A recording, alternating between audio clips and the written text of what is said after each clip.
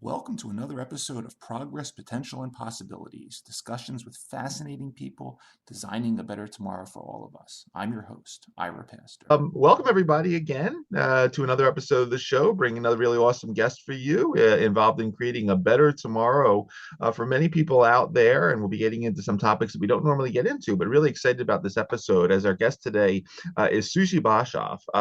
Siouxie is the founder of a company called Switch. Formerly it was known as Scrummy Sweets, where Siouxie turned a personal mission and personal experiences in the area of her health into creating a company focused on candy without ultimately compromising health, and really turned it into a thriving business, creating these really interesting sugar-free, keto-friendly, and specifically blood sugar conscious treats. And we'll be getting more into that, made with clean, natural ingredients like allulose and monk fruit, and as they say, no BS, none of the strange ingredients that do things that we don't want them to do, but are in there with sort of a healthy brand attached to them. And starting from very sort of humble kitchen experiments to launching this full line of guilt-free sweets, Siouxie has really built a brand that proves that candy can be delicious, it can be clean, it can be healthy, and really excited as she joins us today on her journey from the evolution of this company and ultimately her future thoughts and insights on creating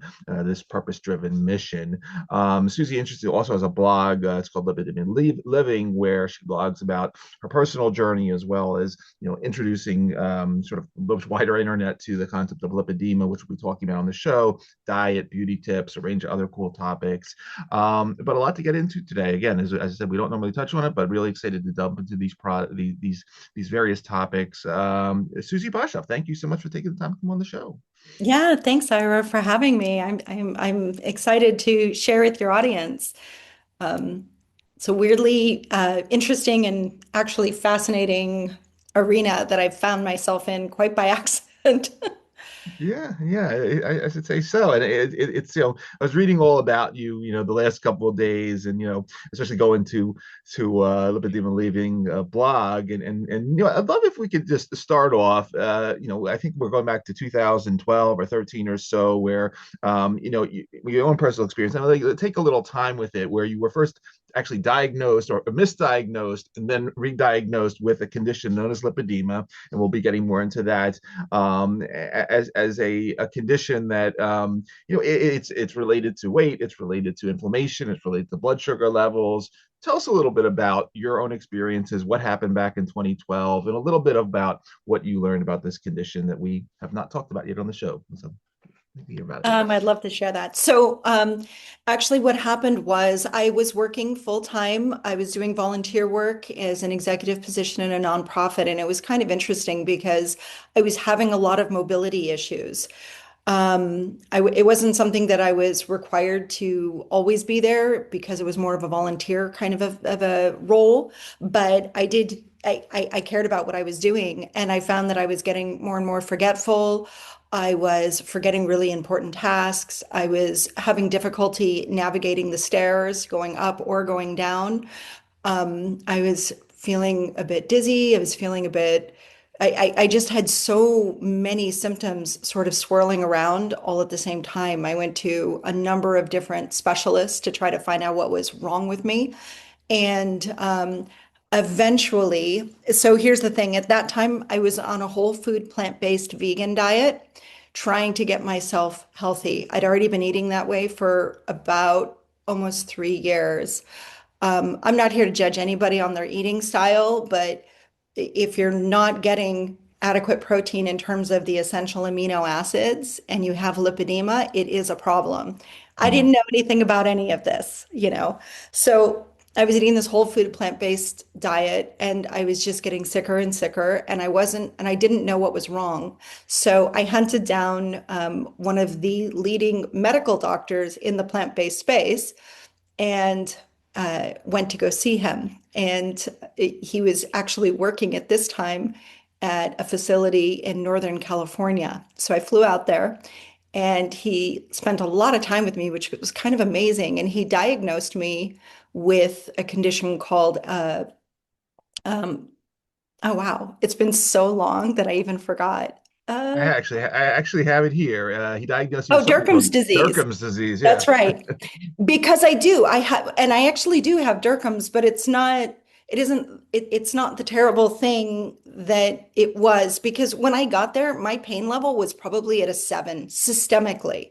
Like even if my husband, I've been married for 36 years, and obviously he knows me really, really well, and he would like try to soothe me and rub my back, and it would hurt.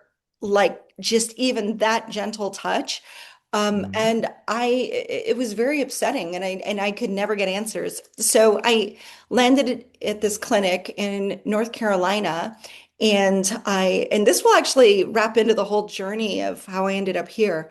So keep in mind, whole food, plant-based vegan. Go to see my doctor at this facility in Northern California. It's actually called True North, and it's a water fasting facility where they do medically Mm. supervised water fast. They also do a lot of other things, but that's one of the things they do. And he just happened to be there, which is why I went there. I didn't go there thinking I was going to water fast or anything else. But because I had a fatty condition, which is what Derkim's disease is, where you get these very painful lipomas throughout your body and Mm. they hurt. So he was curious also from a scientific standpoint, what if we water fast you? Will it reduce all of these, lipoma tumors they're benign, but they're Right. painful throughout my body? So I was like, okay, I was pretty desperate for help. So I agreed to do that journey. So I ended up doing a 40-day water fast with one break cycle in the middle, water only fast. Um, what it did that was startling to me was that it restored my memory. And I was having some really, really significant issues at the time. And, I'm 54. So this was a little over a decade ago. I was like barely 40 something. Do you know what I mean? Like I shouldn't be having memory issues. Right. And they weren't little memory issues. They were like forgetting people that I've known for decades, names, like when they were walking up to me and me being like, I don't have their name.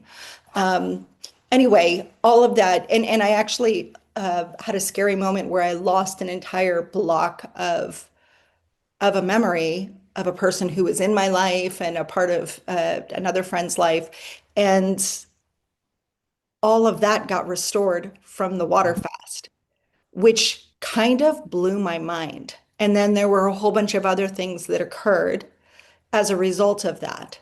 So meanwhile, I left with the misdiagnosis of Derkim's disease.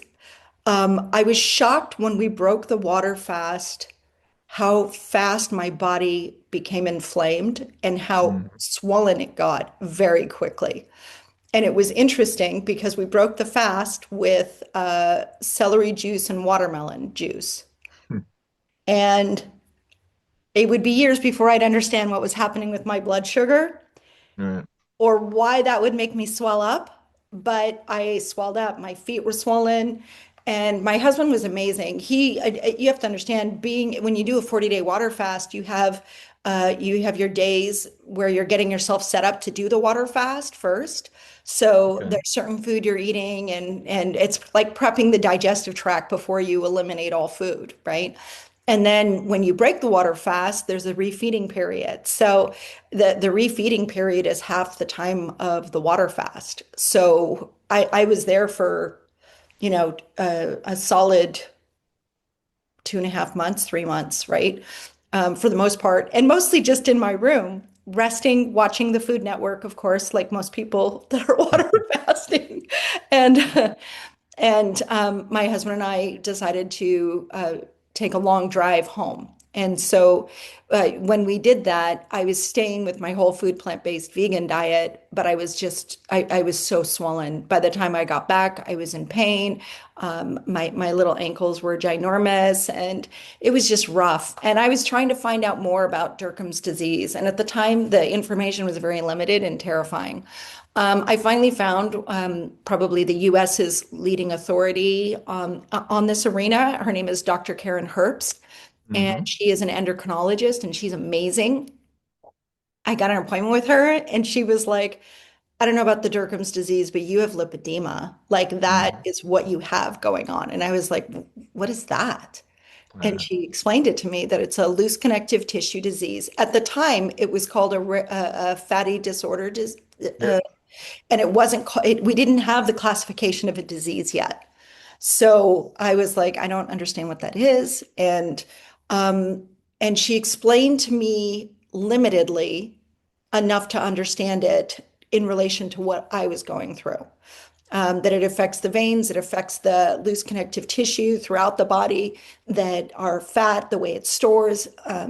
It stores irregularly, especially on the thighs. And it was kind of amazing. She sent me to a Facebook group, and I went onto the Facebook group, and there were these women that were posting pictures of themselves. Sorry about that. Um, there were women that were posting pictures of themselves, and my husband like walked by, and he was like stopped, and he's like, why are there pictures of you on the internet? And I was like, honey, it's not me. This is lipedema. This is what I have. And he was like, that's amazing. Because he was the only guy that ever actually saw my legs like in all their glory. Even when I was younger and I'd go to the beach, I'd always wear a wrap. I'd always, even as a teenager. So he was the first one that ever got to actually see me in all my glory, you know. So that's how you kind of know it's a forever thing. But anyway, yeah, so I found out that I had lipedema, and the management on it was a bit limited in information. And it was overwhelming because there's a lot of self-care. Because here's the thing about lipedema, just to explain to your audience if it's new for them. So lipedema affects 1 in 9 women, actually. Here's the thing about it, and it can present itself in different ways where some women just have bigger thighs specifically, and then maybe all the way down to their knees, and then they might have fairly normal looking calves and maybe a little bit thicker ankles, which is the way I Hmm. present. That's my version of lipedema. My legs themselves, my upper thighs, have it's almost like exaggerated cellulite, but if you were to actually palpate the tissue, you would find that it feels like deep, intense scarring is what it feels like. It doesn't feel like cellulite. It's not soft. It's very strange. And I'll tell you more about that a little bit later. But for some women, their legs will have no definition from like the top of the thigh all the way down, and then they'll have a little cuff at their ankle. And that is one way that it presents.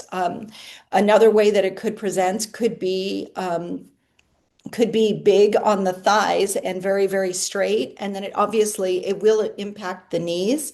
There can be lobules of skin that come down because at the end of the day, you're dealing with not just inflammation, which is driving it, but you're also dealing with circulatory issues. And the circulation aspect of it is probably the most critical aspect. But if you don't know that going in, you don't know what you don't know. So Hmm. I didn't really understand that. I did understand that the self-care was going to be like, okay, you're going to need to wear compression. Why am I wearing compression? Well, for 2 reasons. One, you want to keep the tissues nice and tight because women with lipedema, our veins are kind of loosey and they're a bit leaky. But the other thing about it is the truth is we're soggy by nature, meaning we have a lot of fluid, interstitial fluid, even Yeah. between our cells. The Right. matrix itself is a little terrifying. We have a conference, a fat disorder conference every year, and I got to see a presentation that Dr. Herbst was doing, not last year, but the year before. And I was so fascinated because they were doing some studies and that she was helping with, I think it was a combination of like Europe and here.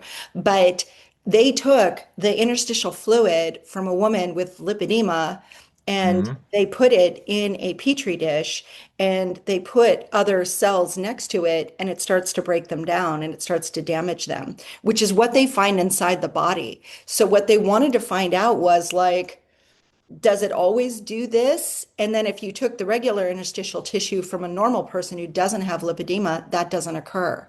So you Hmm. have to ask yourself, what the hell is circulating through our bodies and what is stuck in our fluid that makes it Yep. so bizarre. So, and the problem with it is that it creates this gummy sort of texture in between, the veins and the tissues and things like that. And over time, that gets hard and it gets nodulary. Like the early stage of lipedema, when people start to present, there's a thing called palpating, which is, and that's actually used to be done by medical doctors all the time. They palpate both like the thyroid to see if there's something here or to find out this or find out that, right? Yep. Dr. Herbst is amazing at the palpating technique, and you can palpate different parts of the body and you can feel this very weird texture that's totally different from a person who doesn't have lipedema. In the beginning, you can feel it sometimes at the back of the arms by palpating like this, and it'll start to feel like little grains of rice. And then over time, it might start feeling like coffee beans. And over time, it might get even thicker and harder, the different Mm. nodules.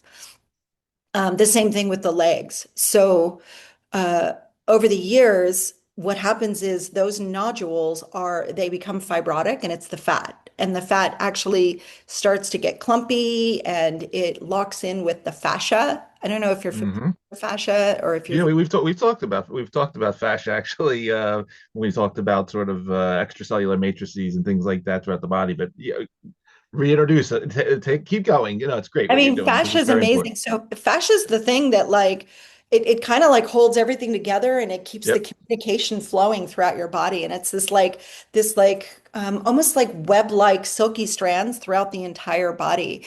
You'll Hmm. see a baby first thing in the morning will do that very specific stretch where like their little arms go up and their tummy goes way up and their little butt curls in. And cats do it too.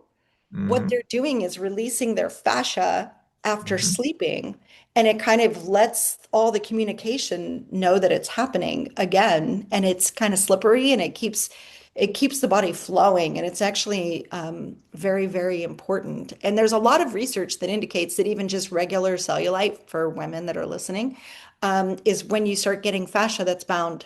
And Hmm. it just needs to be released. And it can be released with good massage. It can be released also with exercise, sauna. There's various different things that you can do to help release the fascia. And you can even go to a massage therapist that their specialty is fascia release, which can Yep. be incredible. So it really is a fascia. Lipedema is very, like our fascia gets just like this in with the fat, and sometimes the fat pops up through it and gets noduly and fibrous.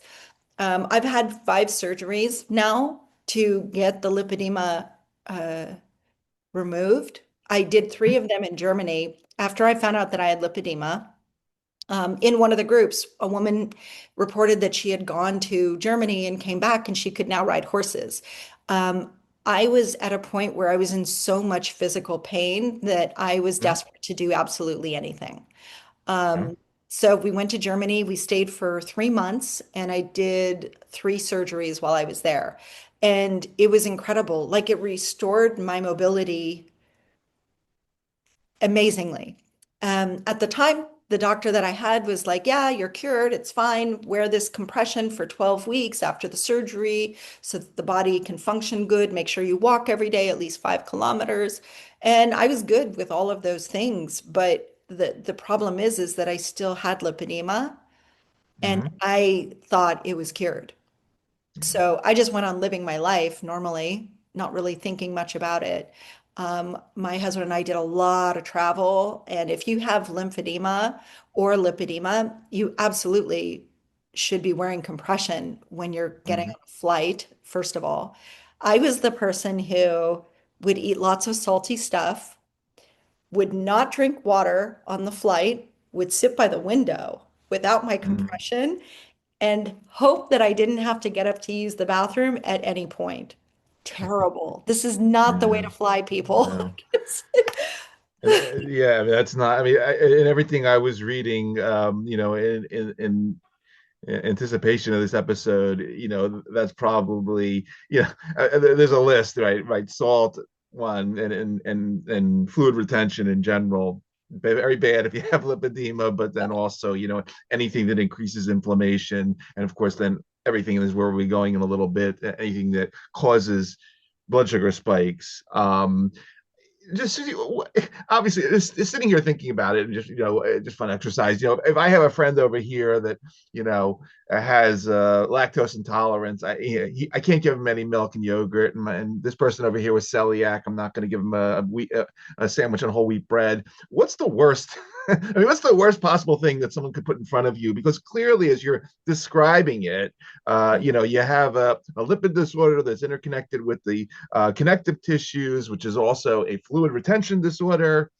I mean, there's so much going on here. What's like the biggest no-nos for anyone listening that may have lipedema, or just that may be unfamiliar with it, that this will kill me if I eat this thing here?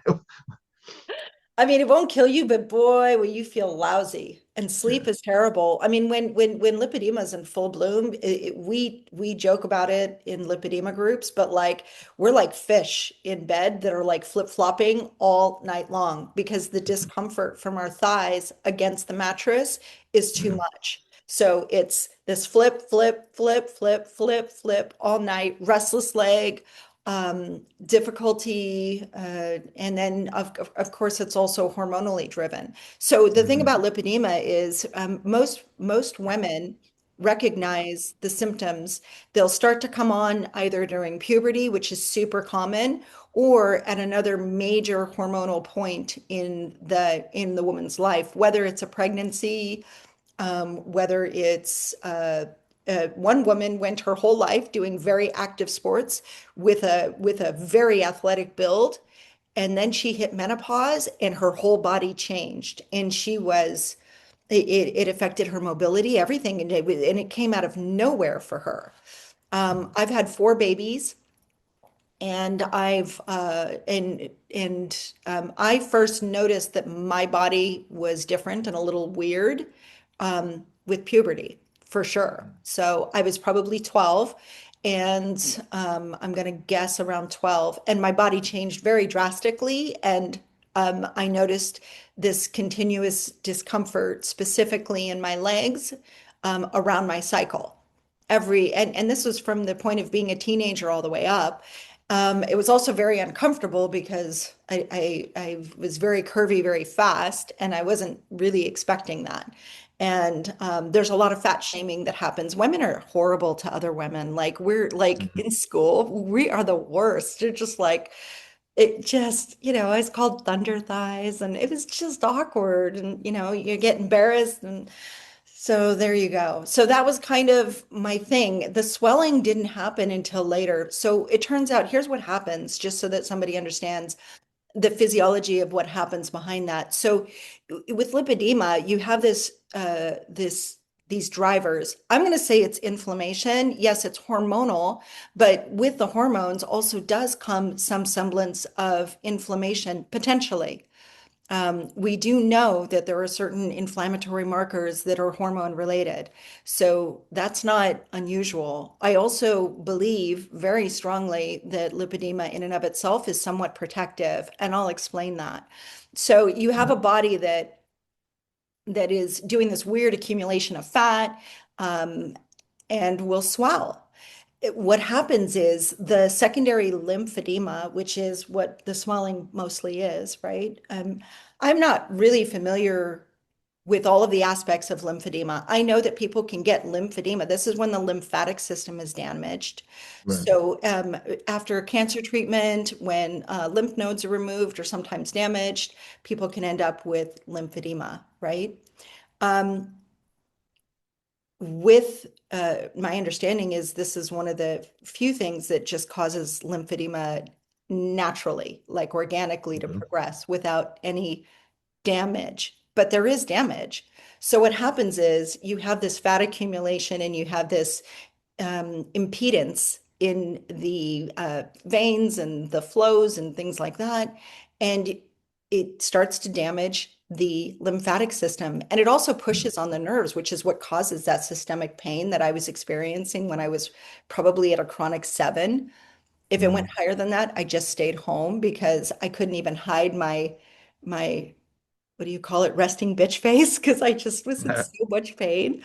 So it was a bit brutal. So I ended up with secondary lymphedema, which they call lipolymphedema.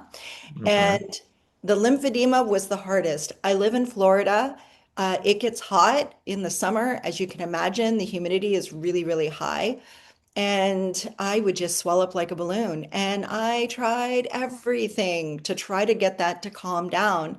One of the best exercises for reducing all of that excess fluid is going in the pool, um, Mm. because it's actually better than the strongest medical grade compression, where it Okay. actually, when you're in 3 feet of water, it's actually double the highest level of compression you could wear, and it doesn't hurt. It's this natural compression, so you're moving your body in this weightless environment, but it's doing so much good. Mm. So I found that that was one way to reduce the swelling, and obviously hydrating all the time.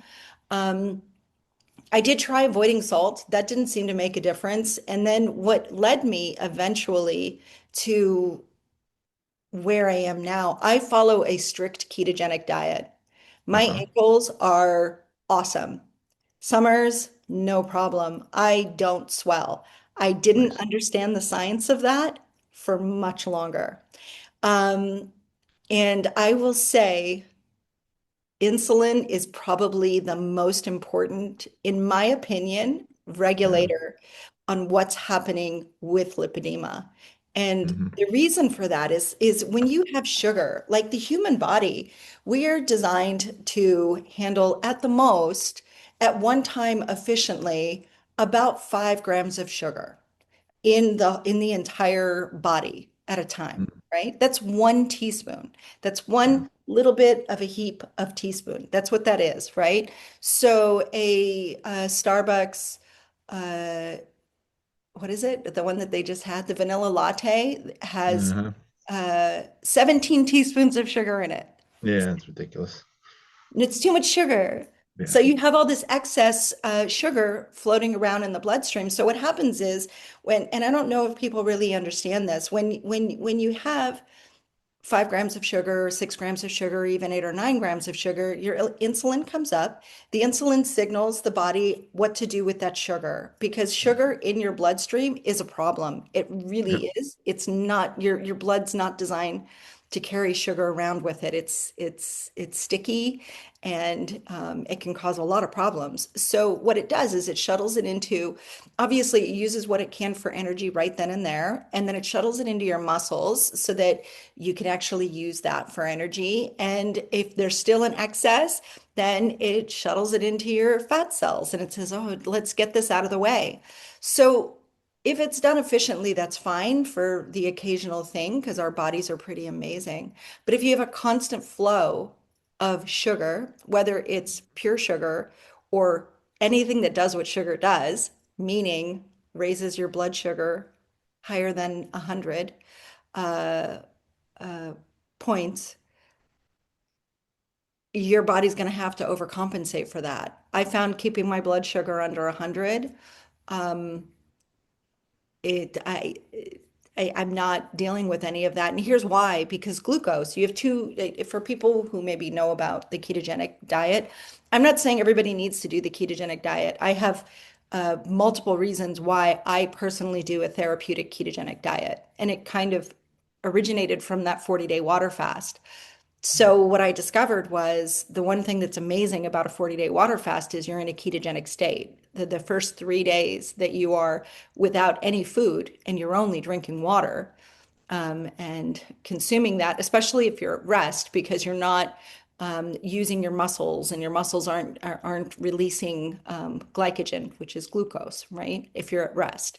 So it's more muscle sparing than if Mhm. you're in motion.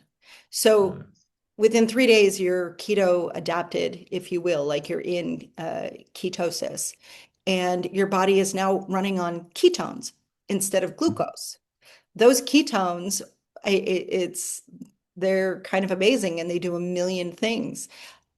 Your body is taking the fat that's inside your body and turning it into fuel. So when you're doing an extended water fast, the first thing it does is it goes for those things that are anomalies that aren't right, like fibroids and things like that. It'll start breaking those down and then using those for fuel. And then it'll take the visceral fat as the next priority. And then it takes your excess body fat. So it's pretty brilliant. It's a healing system. What it did for my mental clarity was incredible for me. So Mhm. later, I was like, okay, what was the science behind that? And I was told that it's really just from resting and from giving my digestion a chance to rest and allowing the body to just heal, which is true. But ketones are very powerful. So I started doing more research on that because many years later, not following any kind of protocol after my surgeries and all of that, I was deteriorating and it was rough. Mhm. It was rough. And I was like, I started to get in pain again. It was affecting my travel, my mental clarity. And I was like, "Ugh." I didn't know that I have Lyme disease yet. Mhm. So I don't know if you're familiar with Lyme disease. The CDC Sure. just said that just acknowledge that long Lyme is a thing. I'm here Yeah. to say it's got to be a thing because when I got tested for Lyme, I told my doctor I don't have Lyme. I'm like not an outdoorsy person. I'm sorry. Maybe I should be more fitness oriented, but I'm a creative. And he was like, you just have symptoms that sound like you have Lyme. I just want to do the panel. And if you don't, then that's fine. And it came back with every marker positive. And Mhm. even the state of Florida even called to do contact tracing. And I was like, I don't remember getting bit by a tick. I never had a bullseye rash. I don't know. All I knew, Right. memory was disappearing, and I had neurological situations, which is what led me back to the ketogenic diet. Mhm. Anyway, And this is great because clearly the ketogenic diet helped you so well, and I mean I know this leads into you're thinking about you talked about sugar and obviously all the issues, especially in the case of lipedema with even small amounts of blood sugar spikes and what goes on and how that trickles down to the condition and the pain and the swelling and all of that. But the other interesting part here, and I'm going to take a little time with this, is that in your journey, sort of, I guess before even creating the company or thinking about creating the company, the connotation of sugar free was very yeah, different than you had expected because, well, you thought, okay, here's some sugar. This will raise my blood sugar. But there's all this other stuff that we don't normally think about that, from the sugar alcohols to, the various other types of starches that they're in all these processed foods now. We look at them like, okay, that's that. But they have their own little sneaky ways of raising our blood sugar too, even though they're sort of marketed as sugar-free ingredients. Take us a little down that path and what you learned when you were first exploring. Okay, what is all this other yeah. non-sugar stuff that's also causing these problems for me? Yeah, it's a very sneaky world. Yeah. So before I knew what I know now, I mean, I knew that sugar was bad and I knew that grains were bad. And if I could avoid those two things in my diet predominantly, then I wouldn't swell. The Mhm. reason for that, just as a nerdy little point for your audience, is for every glucose molecule floating around in your bloodstream, glucose in direct contact to everything, too much of it is toxic to the body. Sugar is too much. So the thing that the body is so beautiful and brilliant. For every glucose molecule circulating, you have thousands of water molecules attached to it to help dilute that and protect you. It's kind of brilliant. This is why when people first do a ketogenic diet or they cut their carbs way, way down, they find that they're just peeing like crazy and they may lose anywhere from 2 to 10 pounds in a very short period of time and be so shocked by it.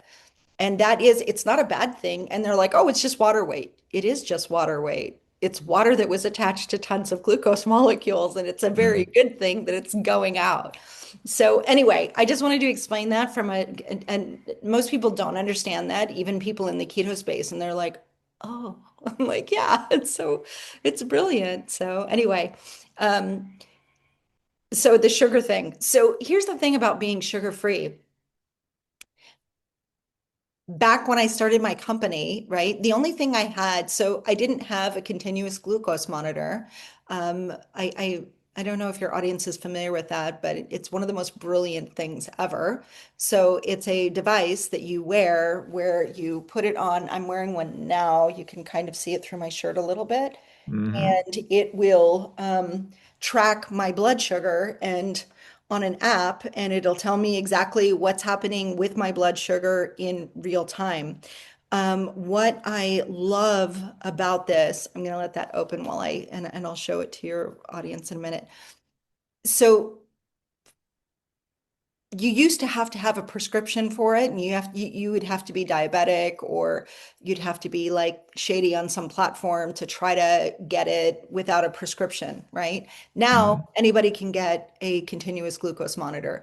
I personally think that everybody should.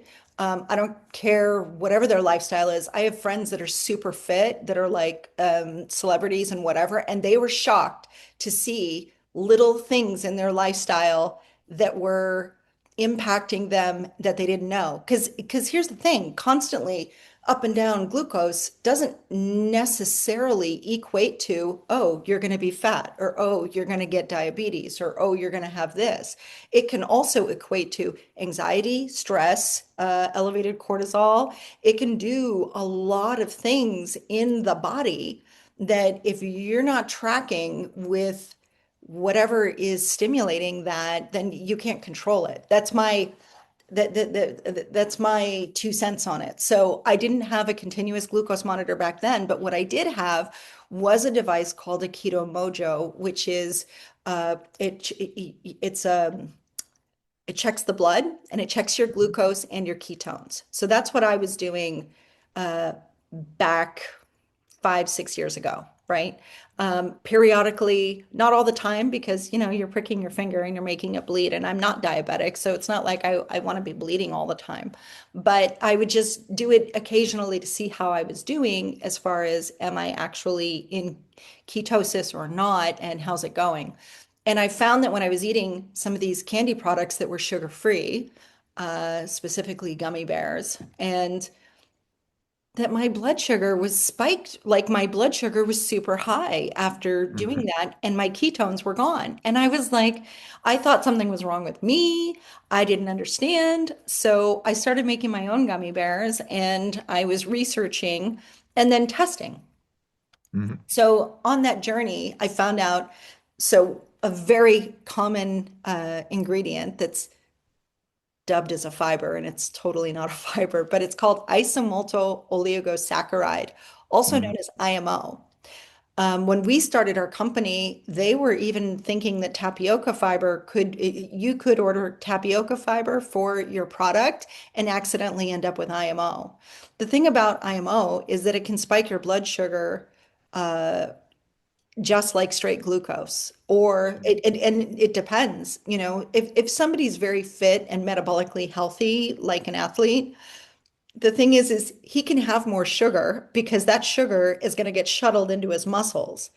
But for somebody like me who's been morbidly obese most of my life, it's a very different, and now I'm just obese, but that's still continuing to go down. It's like a long-term healing process, right? But Mhm. Mhm. too much sugar is rough on me. So this is what my CGM looks like. This is what it Okay. always kind of looks like. I sort of roll around there all the time. Uh, Mhm.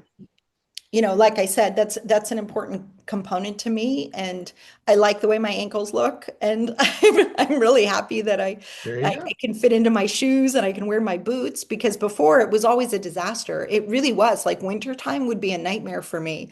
My feet would hurt if I put them in a more closed shoe, it would just, they would be swollen and then they would have, you'd have the sock cuff of Hmm. like, this is my foot and it's ginormous, the rest of my leg. And I still wear compression Okay. because it helps with the circulation. And I do like to move my lymph. So I do a whole body vibration plate. I do red light therapy. I do the brushing, the dry brushing, of course. And then I do some massage on my actual tissue so that I can move the fascia tissue as well. And I do a lot of biohacking kind of things. I obviously stay hydrated and Cool. whatnot. But the most important thing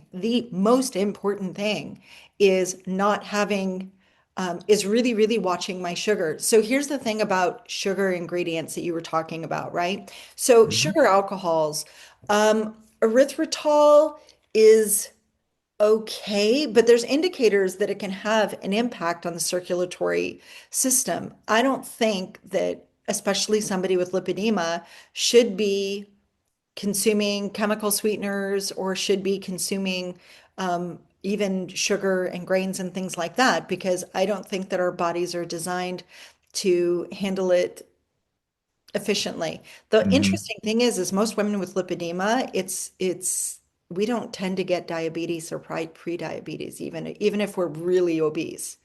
Right.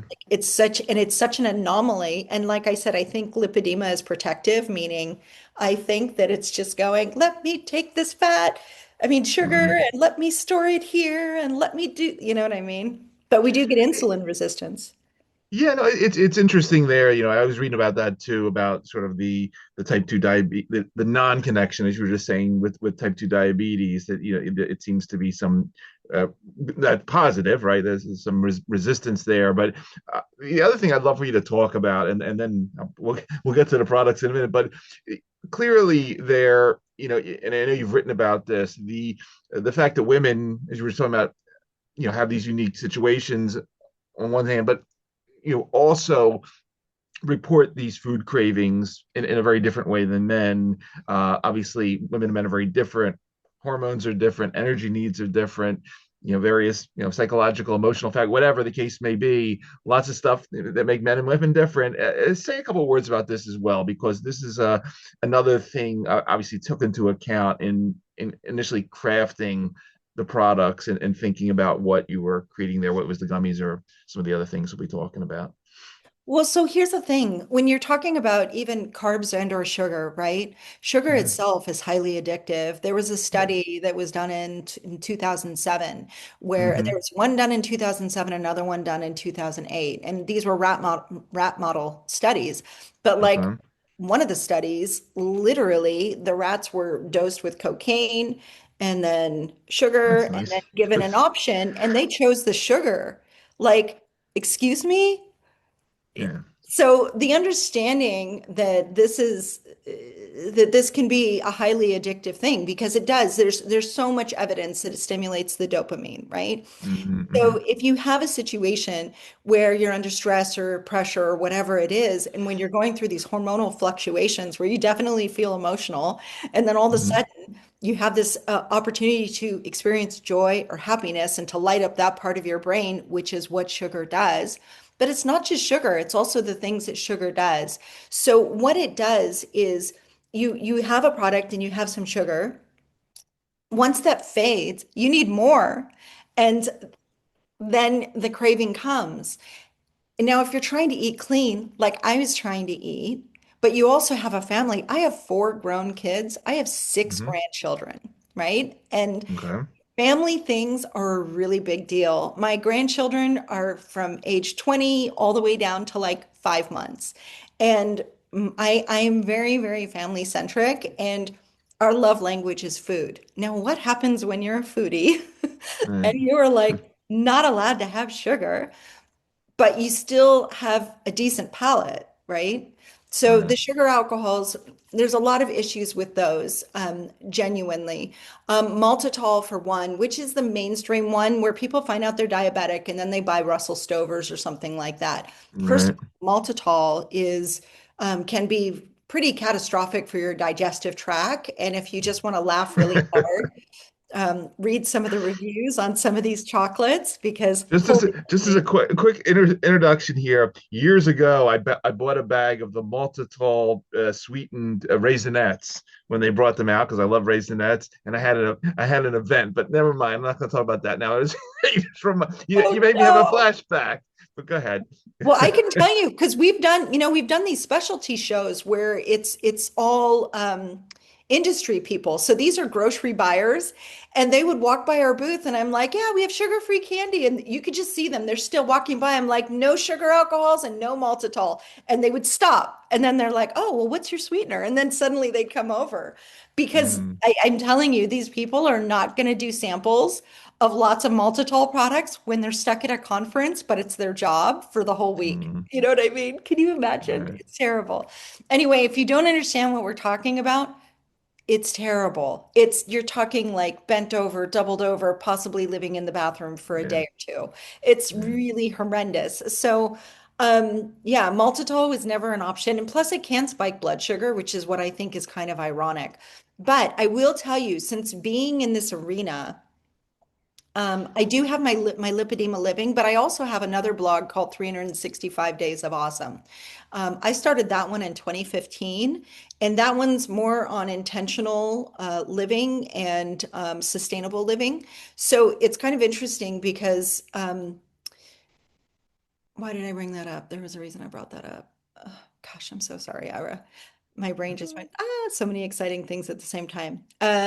Because we're talking about sugar and we're right. Talking talking. about maltitol and Oh, eating bad so I was candy. already, no, no. So I was already interested in, so my lipedema journey is first and foremost reduce inflammation. So then I had to be like, what causes inflammation? I didn't come to the sugar conclusion like that. That's not how that works.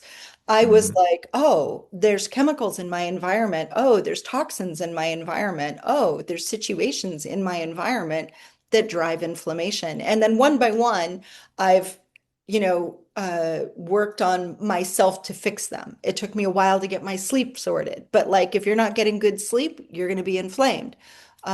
Going in the sun a little bit every day, walking on the earth and connecting with the earth actually sounds like such a lame thing, but the healing potential is ridiculous, grounding, earthing, right? mm, So all of these different things of like, how do I reduce inflammation? How do I reduce inflammation? Oh, what is this chemical? I'm not going to eat that. So that's kind of the background that I came to my business with. So, our line is, zero BS, and then in parentheses to keep it wholesome, bad stuff. And the bad stuff are things that I avoid when I go to the grocery store. So, I've just learned over the years that there are certain ingredients that just aren't great. And maybe the jury's still out on some of them. I don't really know, but I do know that for myself, once I eliminated them, I felt better. And I just don't, I don't want to take a chance with it. Sugar, artificial sweeteners, most sugar alcohols, there's still more and more information. Like we never wanted to use xylitol because it's also deadly to dogs. mm. Like just the tiniest amount of xylitol can end a furry friend, which would be really sad. And Right. we make candy. I expect that families are going to eat them. Um, anyway, so you have those things, but you also have maltodextrin. So maltodextrin. Here's the thing: sugar has a glycemic index of like 67. Maltodextrin has a glycemic index of between 90 to 130, depending Oof. on the source, right? Yeah. So, just to give you one example, we created this new Fruity Chew candy that's kind of like a Hmm. little bit like a Starburst and a little bit like a Now and Later kind of a thing. Obviously, no sugar, blah, blah, blah. And our rule number one is it can't impact blood sugar. That is like rule number one. Okay. So, I didn't want to make a product with pectin because I know that pectin can spike blood sugar. but it shouldn't because technically it's a fiber. And I was like, okay. So my Hmm. husband was like, babe, there's no way it for sure shouldn't spike blood sugar. And I was like, I don't know. It seems like it could. So anyway, um, he pulled all of the data sheets on it. So here's the thing, you have standardized pectin, right? Hmm. Which is the industry standard way that pectin is made. If it's a regular product and you're getting pectin for jam or jelly or something like that, it is pectin and sugar. That is what it is. Hmm. That's the way it comes commercially from your ingredient supplier. If you're doing a sugar-free product, it's pectin and maltodextrin. And that's the only way they give it to you. So I was like, I knew it. That's what I was saying. So you can also get non-standardized pectin, which is what we did. And it doesn't have any maltodextrin in it. But turns out maltodextrin's in everything from whey protein. Basically, if the product was supposed to be wet and now it's dry, it could have maltodextrin in it as a carrier. So you find Hmm. it in natural flavors, like in our natural flavors that we have for our gummy bears, for example. We were very clear there can't be any maltodextrin, there's no GMOs, there's no seed oils. We had them replace the Hmm. seed oils with MCT oil, which has been shown to Hmm. reduce inflammation and be more helpful for the body. Yep. Yep. So that's one of our zero BS from Yes. our arena. Now, to say something about that though, some seed oils are fine, but it's very hard to tell if that's true. If they're not cold pressed and they're not from organic and blah blah blah, then it can be a problem. So that's kind of how we ended up where we are. Yeah, no, it's really great. And again, there's as you're talking through these, as you said, these zero BS cataloged ingredients from monk fruit to various cassava root soluble fibers and everything. And I obviously won't go into everything that you worked with. Any interesting, I mean, because clearly to get some of the products right, whether it's the syrups or the candies and all that, probably a lot of experimentation went into this. I got me thinking of this. I don't know if you ever saw this movie from the 90s. It was called The Road to Wellville, and it was all about when they first created Kellogg's cornflakes, about how they didn't get it right on the first or the 100th version. How did you experiment with all these different combinations? Any interesting stories about like the first 10 batches were like, no, those won't work, or anything like that you Oh, can I share, mean, little yeah. anecdotes? Yeah, we tried a lot of different things. We tried so many different, like we ended up with 67, I think 67 iterations before we even had a gummy that was like a gummy, literally. And one was like, it was amazing. It was almost like after we tried to cure it and then demold it and we tried to pull it out and it was almost like if you took cotton and you soaked it in corn syrup with color and then you tried to like drag it out and it was amazing to me all the different structures that you could end up with. Um, but eventually we got a real gummy that actually had the texture of a gummy. And then we use organic natural colors. Um, Again, same thing. I wasn't going to use artificial colors. I wasn't going to use any artificial ingredients, but even natural colors can be extracted with hexane. And again, these are like controversial things. Like, one side says they're perfectly fine, and then another side says, no, they're not really. And all I care about is, can I eat it? And am I not going to get inflamed? And can I share it with my grandkids? So that was kind of where I started. And in the beginning, when we first launched, I didn't know. So the main sweetener we use is allulose. And what I didn't know was how amazing it is in terms of blood sugar response. So now there's so much research because it's been, gosh, we launched 4.5 years ago. So if you're back then, there were studies, and we knew that it had a positive impact on blood sugar response, not just because of myself, but even friends and family that I used as my guinea pigs. I have a friend who is a type 2 diabetic. And Mhm. she was like, I don't know what it is about your gummy bears, but my blood sugar is getting more and more normal day after day. I realize this is anecdotal, but I was surprised by this, and my inner nerd and scientist inside me was like, why? I want to know more. I want to understand this, and now we've seen the studies that allulose can stimulate GLP-1 naturally for up to 4 hours after a meal. I lost a bunch of weight. My inflammation markers came way down, and I hadn't really changed anything except that I was eating a lot more allulose because of my pancake syrup. So I'm obsessed with this. It's like a diner style pancake syrup, like the foodie in me can't control I like myself in that. this arena. I make a really good zero carb pancake, and then I have high protein pancakes that I make for the family, but I couldn't find any pancake syrup. And you can say use regular maple syrup, but understand I'm wearing a CGM. I'm not letting my blood sugar go over 100. Mhm. That's not an option for me. Neither is honey. So I have been stuck trying all of my competition and none of them got it right. And I was just so offended. So my husband one day was like, why don't we just make our own? We have all of the stuff. And I was like, okay. So we made our own. The whole family loved it. And they were like, you should bottle this and sell it. I'm like, but we're a candy company. And they're like, yeah, but it's delicious. So we did. Yeah. We bottled it. We took it to a huge keto conference and um, we took like, I don't know, probably 250 bottles or something, but we sold out the first day. It's our favorite product to this day to test. Like people taste it and they're like, oh my God, it doesn't taste sugar-free. Because that's Mhm. the other thing about sugar-free is a lot of sugar-free products have a weird flavor. I know.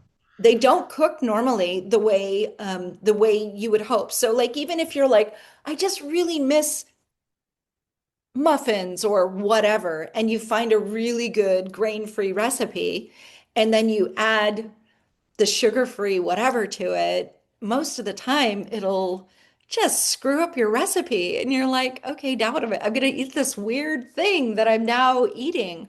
Whereas like allulose, because it's a rare sugar, for those who aren't familiar with it, it's pretty amazing. It's a rare sugar and it's found in trace amounts in nature. And because of that, it actually browns like sugar and it cooks like sugar.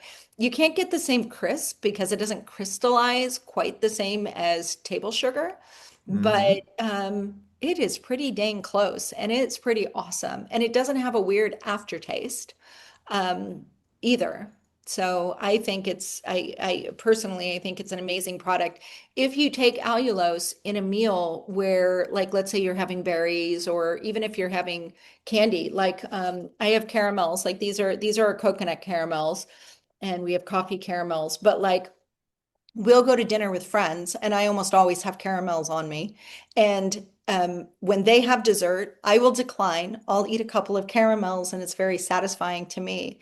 If they start getting sugar shocked, I will give them caramels and it helps to bring down that blood sugar response that whatever they just ate did, because allulose can do that. It's kind of Hmm. amazing. I think it's one of the most incredible sweeteners.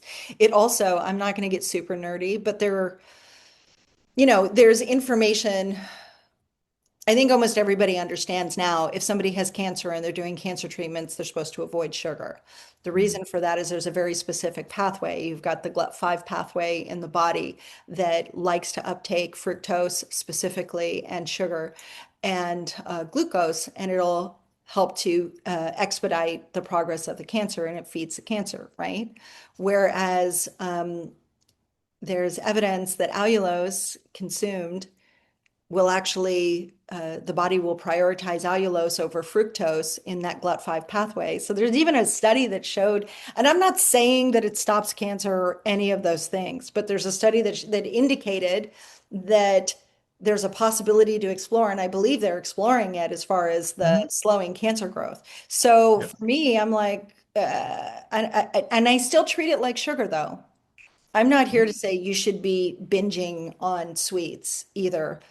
But I do believe that in the regular world, even if you're trying to be sugar free, there's a place for indulgence that Yeah. doesn't feel like you're sacrificing or feel like you're getting the wrong end of the stick. Like, you know what I mean? You're like, okay, I'm going to have a treat. Yep. You want to eat a Absolutely. treat that tastes like a treat. You don't want to eat a Mhm. treat that tastes like something weird, you know? Well, Yeah, I mean, there's a reason, just looking at the numbers that the market you're in, just there's a reason that in 2024, sugar-free was a $45 billion segment. It's predicted to go to 83 billion by 2034. Something like 3 billion of that is the confectionery segment. I mean, clearly, it's a very hot area. What you're doing, people want, and whether they want to binge or not. So what comes next? I mean, is it rolling out more product lines? Because clearly you have, you got the candies, you got the syrup. I mean, you have something in place here where, it probably won't take us long to create the next product line as the initial ones, but clearly it's a big market. I mean, is the plan to roll out other products? Is the plan to get gobbled up at some point by a major food company? Where's it all headed? Because clearly you're having success. It's a big market. What should we be on the lookout for as we get into 2026 and beyond? I mean, really, what I want to do is we do have some products on the horizon. I mean, my goal is to help replace sugar in all of its forms in pantries and kitchens across America.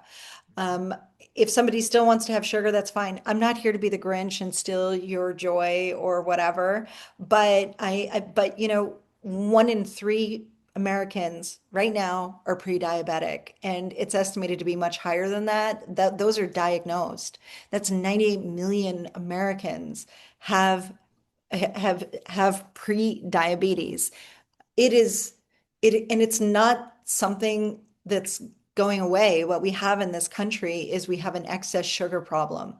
And Mhm. people say, but that's fine, just eat fruit. But also, you have to understand fruit has been hybridized over the last 100 years and is very different from what it was that our ancestors ate. Like, Mhm. a banana had a lot of fiber in it. Now it has some fiber, but it's mostly sugar. And the same thing with all the other fruits. So it's just the body is just getting, and we love the way it tastes. No one's denying that. Mhm. So, non-fatty liver disease is on a rise like never seen before. I'm sorry, fatty liver disease, it's non-alcohol Yeah. related fatty liver disease. It's Mhm. incredible. And all of it is related to insulin and sugar. So I believe that, we have a really beautiful sugar potential with allulose. We use a little bit of monk fruit, and we're experimenting actually with the protein um, sweetener that's pretty incredible and does some pretty amazing things to assist the digestion. So those are the types of products that we will be bringing out. I really want to help support the metabolism of Americans, little ones, big ones, it doesn't matter. And I want to make it, and I want to keep it fun, and I want to make it easy for people to switch to something better. So that's kind of the journey of where we're going, and it's exciting. Yeah, no, I love seeing startups like yours succeed, and I think you're definitely succeeding. I love, the concept. You started it off in your home, and now what it's becoming with Yeah, the different product lines and all that. And then clearly, I mean, I know this is probably not a core part, but one of the areas I think about, you might want to look into it. Just I haven't spent much time thinking about it for a decade or so, but there is very interesting this in the United States, this unique FDA classification of something called a medical food, which is not a functional food. It's certain foods that are designed in the sense of how you've been designing these foods for certain health conditions. And it'd be interesting at some point if there was, a specific lipedema prescribed set of foods but yeah, that's a whole other area you might want to look into at some point as sort of a subsidiary, let's say, of what you're doing. But it's really cool. It's really thank cool you. stuff. And I so again I enjoy seeing success from where you started off and the early story. Anything else that we should know about while we have you today as it pertains to either the company, you, um, as we get into 2026, conferences, any trade shows that you're going to be displaying at, anything else that I missed while we have you, please? I mean, we're going to be doing a lot of metabolic conferences. It's such an important topic right now. And the other part of it is, I just say one thing. So because we live in an environment where you have a lot of forever chemicals and you have a lot of endocrine disruptors. So the obesity issue or the insulin resistance issue, it's not only the sweets, it's also the getting hit with external things that are interrupting the way our system actually should function. Um, Hmm. I wrote about it on my Lipedema Living blog, where I had a whole article on our toxins making us fat. And I did some deep dive research into these obesogens because here's the thing, it's not just about me, it's also about the programming as a result of what's inside my body and what has been circulating through my body. That Hmm. programming gets passed on to my children and then to my Yeah. grandchildren. So there's a whole cohesive dynamic in maintaining health. And I try to include functional ingredients in each of my products that help the body to deal with what's going on in the environment, but also while maintaining good blood sugar um, impact. And so Hmm. that's kind of what I did with my gummy bears. I also have soluble fiber in there. The Yep. soluble fiber is in there for a very important reason because what people don't realize is also, I'm not trying to get super technical and I hope I don't lose your audience on this, but No, we the like it. soluble fiber, every time you eat a meal, your body, your liver releases bile or your gallbladder does, right? And that bile has a job and it's supposed to clean up and it's supposed to break down and it allows you to utilize the nutrients there. And it also cleans up any of the um, toxins or byproducts that are non-favorable.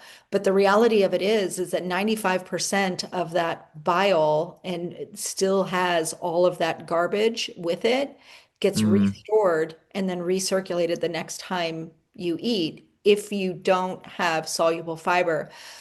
The reason this matters for lipedema, I want to be very clear about something, and there is enough talk about this that I know that I can say this with confidence, is that when we do start to lose weight, because we can lose weight, but when that fat starts melting, it releases toxins into our bloodstream. And that was Yeah. the problem that I was trying to solve.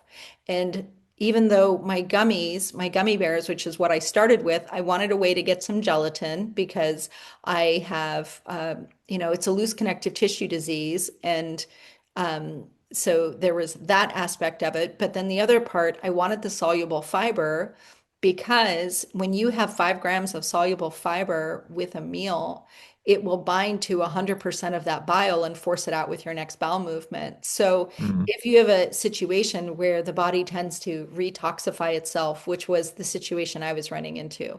I mean, I could do the same diet as my best friend and she would lose 30 pounds and I would still be the same size and be like, what is happening? And I'm totally compliant. But the body's not willing to let it go, I think, because it's not safe. So I think bodies are very intuitive and they know what they're doing. Hmm. And so binders can help and drainage and stuff. So this is a way with a fun candy treat to be able to sort of nail all of those things. So Yeah. yeah. Yeah, it's again, it comes back to I know we're living in the odd era of all things GLP-1, but what you're showing, and it's quite elegant. I've always appreciated this is that things you can do with food and things you can do with food products because of the combinations and the way as you were saying all these things interact is much more than a single drug. So obviously the pharmaceutical industry has its place, but there are so many opportunities here as you're describing. So it's Yeah. exciting, and you can think about these different ways to approach a multifunctional problem. So Yeah, no, yeah. it's great stuff. It's really great. And yeah, I'm going to continue to follow you and the company, and as you continue to bring out new products in 2026, it'll be interesting to learn all about protein-based sweeteners. That's kind of an interesting hybrid, but really really impressive work. And No, thank you. yeah, for everybody out there again that's going to be listening to this episode across the podcast, or who will be watching on the YouTube channel. Again, you've been spending time with Siouxsie Boshoff. The name of the company is Switch. She also is, continues to write on the Lipedema Living blog. But you said there was another blog too that Yeah, you set up. 365daysofawesome.com. 365 days of awesome.com. We'll put the links to both of those in the show notes. And then But the products they can get at switchsweets.com if they want to check okay. us out and read my story. Yeah, Uh, we will put all those links there so they can purchase them and follow your blog. And yeah, no, it's yeah, I really appreciate you taking the time to walk through some of these rather complex topics and make them quite understandable for our audience. And again, as I said at the beginning, really exposing us to this theme that we've not really gotten into. Honestly, thank you for everything you do for everybody out there that requires these products. And as we say on our show, our mission is profiling people that are creating a better tomorrow, and I think that's exactly what you're doing. So it's a great story, and I look forward to continue to follow you and watch how this succeeds. Thanks, Ira. I appreciate that. Really, Thanks for having me really on. great having. Seriously. No, it was really great Good. having you. Yeah.